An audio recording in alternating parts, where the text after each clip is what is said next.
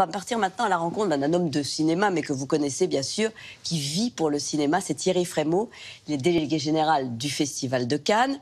Il publie Sélection officielle, une sorte de journal de bord de son dernier festival. Et puis il sort aussi un documentaire qui s'appelle Lumière, l'aventure commence, qui sera en salle mercredi. Sarah Lasserie l'a rencontré. Thierry Frémaux, délégué général du Festival de Cannes, sélectionneur tout-puissant du plus grand festival de cinéma du monde, vient de livrer son journal intitulé Sélection officielle. C'est sur une année de mai 2015 à mai 2016 qu'il partage 617 pages de coulisses sur la fabrication méticuleuse de cette grande machine. Si Thierry Frémaux compare son métier à celui d'un ambassadeur du cinéma mondial, c'est d'abord parce qu'un sélectionneur voyage de la Roumanie au Mexique, en passant par Buenos Aires ou Los Angeles, 1800 films vus pour trouver les perles rares. Dans ce métier, il y a l'idée d'être un peu un détective et d'être un voyageur qui va un chercheur d'or, quoi, tout simplement. Une sélection, ça se fabrique à coup de rencontres, de dîners, de relations, d'affrontements parfois, de réconciliations, de disputes. Et ça passe par l'humain. Thierry Frémaux nous raconte les rituels, comme lorsque Xavier Dolan vient déposer en main propre son film au bureau du festival. Xavier Dolan, le jeune génie du cinéma mondial, donc parfois les gens peuvent dire qu'il a une image un petit peu de garçon sûr de lui, pas du tout. Quand il amène un film, il est dans un état de fébrilité, de modestie, d'humilité formidable. Et ensuite il rentre chez lui toujours, il rentre. Il donne le truc et il prend l'avion. Le livre est passionnant lorsqu'il décrit le véritable travail de sélection avec le comité, un critère, le débat.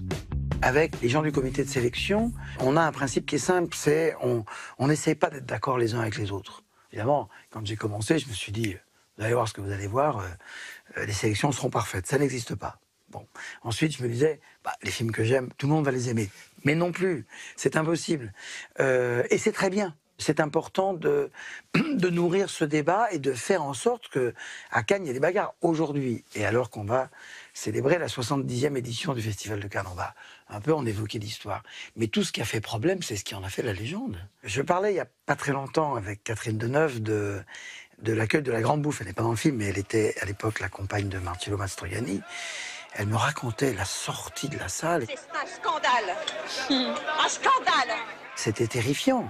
Ils se sont fait insulter, littéralement, cracher à la figure. Et aujourd'hui, la Grande Bouffe fait partie de la légende cannoise. Mais Thierry Frémaux n'officie pas uniquement sur la Croisette. Il dirige également l'Institut Lumière à Lyon, au lieu du patrimoine cinématographique, que lui apporte alors cette double casquette. Le patrimoine, vous n'êtes pas dans le j'aime pas. Surtout quand vous sortez d'un classique. Bon, donc vous allez parler de quoi? De la mise en scène, de la photo, des acteurs, du dialogue, de la musique. Ce mercredi sortira en salle Lumière, un projet créé par Thierry Frémaux et Bertrand Tavernier, réunissant pour la première fois une centaine de films des frères Lumière. Une nouvelle invention, le cinématographe. L'aventure commence. 17 mètres de pellicule, 35 mm de large, 50 secondes d'une éternité qui dure encore. Tout ce qu'il va faire sera presque déjà une sorte de programmatique de ce que le cinéma, le siècle suivant, va devenir. En effet, le cinéma raconte le monde, le cinéma raconte les gens de manière humoristique, de manière dramatique. Il raconte la France qui travaille, la France qui s'amuse. Il raconte aussi les pays lointains.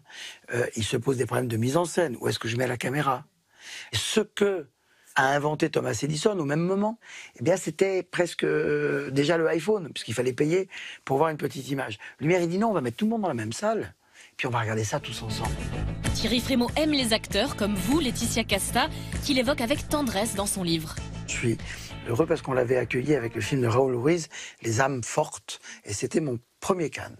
Et puis elle a fait ce court-métrage très étonnant, justifiant une théorie que chaque fois qu'un comédien ou une comédienne prend une caméra, c'est pas pour laisser un objet banal. Donc Laetitia, on l'attend pour la suite. Ah. Voilà, on vous attend pour la suite, Laetitia Casta, à Cannes. Oui, la pression. Oui, on rappelait que vous avez été plusieurs fois à Cannes, notamment pour votre court-métrage, mais aussi pour Les âmes fortes.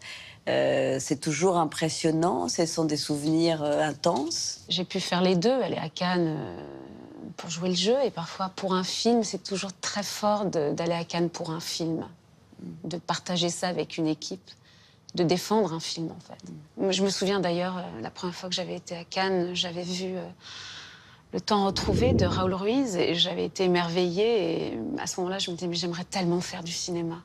Est-ce qu'il y a des réalisateurs avec qui vous rêveriez de travailler? Bien sûr, il y a toujours beaucoup de réalisateurs avec qui, ou réalisatrices avec qui j'aimerais travailler, bien sûr. Vous avez Pouvoir pensé- aller dans le maximum, dans des univers complètement opposés. C'est le rêve d'un acteur ou d'une actrice. Ceux de Mai Wen, d'Emmanuel Berco, enfin pour pas parler de J'admire réalisatrices. ces femmes, je les admire, chacune avec son univers.